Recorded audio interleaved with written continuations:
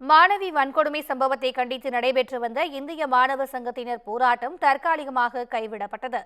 அண்ணா பல்கலைக்கழக வளாகத்தில் போராட்டத்தில் ஈடுபட்டிருந்த மாணவர் சங்கத்தினருடன் பல்கலைக்கழக பதிவாளர் நடத்திய பேச்சுவார்த்தையில் உடன்பாடு ஏற்பட்டதைத் தொடர்ந்து போராட்டம் கைவிடப்பட்டது.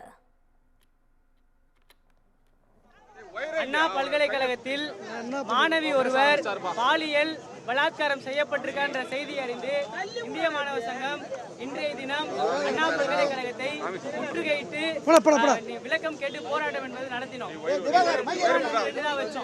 ஒண்ணு, காவல்துறையும் பல்கலைக்கழகமும் என்ன நடந்திருக்கின்றத வெளிப்படையா ஒரு அறிக்கையின் மூலம் தெரிவிக்கிறோம். அதே போல சம்பந்தப்பட்ட குற்றவாளிகள் கைது செய்யப்படணும்ன்றத 2 கோரிக்கைகளை வைத்து இந்த போராட்டம் முன்னெடுக்கப்பட்டது. அதில் 2 கோரிக்கையில மிக முக்கியமா சொல்லணும்னா, அண்ணா பல்கலைக்கழக நிர்வாகம் மற்றும் காவல்துறையிடம் இன்றைய இப்போ போராட்டத்தை அடுத்து பேச்சுவார்த்தையில் ஈடுபட்டோம். சென்னையினுடைய ஜாயின்ட் கமிஷனர் அவர்கள் குற்றவாளி ஒருவர் கைது செய்யப்பட்டிருக்கதா தெரிவிச்சிருந்தாரு. அதனைத் தொடர்ந்து இந்த செய்தியை அஃபிஷியலாக காவல்துறையும் பல்கலைக்கழக நிர்வாகமோ யாருன்னா ஒருவர் நீங்கள் அஃபிஷியலாக வெளியிடணும் நாங்கள் கேட்டிருந்தோம். அதன் பேரில் பல்கலைக்கழகத்தினுடைய பதிவாளர் கையெழுத்திட்டு ஒரு அறிக்கை என்பதை கொடுத்துருக்காரு. இந்த போராட்டத்தினுடைய வெற்றியாக நாங்கள் பார்க்குறோம்.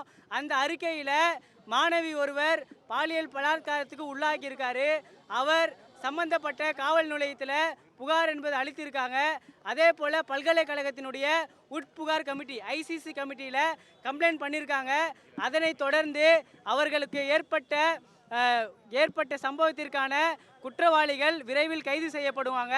அதற்கான விசாரணைகளை நாங்கள் நடத்தி வருகிறோம் என்பதை பல்கலைக்கழக நிர்வாகம் தெளிவுபடுத்தியிருக்கு. அதனைத் தொடர்ந்து இந்த போராட்டத்தை தற்காலிகமாக நாங்கள் வாபஸ் வாங்குகிறோம்.